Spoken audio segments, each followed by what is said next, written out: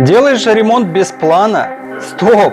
Вот 7 этапов, без которых ты просто сольешь деньги. Первое. Замер квартиры и четкий план. Второе. Демонтаж. Убираем старое. Третье. Черновые работы. Стены, пол, проводка. Четвертое. Сантехника, вентиляция, электрика. Пятое. Чистовая отделка. Потолки, стены, пол. Шестое. Установка техники, мебели, света. Седьмое.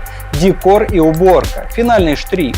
Все по шагам, чтобы не платить дважды. Хочешь такой же план под свою квартиру? Закажи дизайн-проект, сэкономим тебе нервы, время и деньги. Подпишись, если хочешь еще больше пользы по ремонту и интерьеру.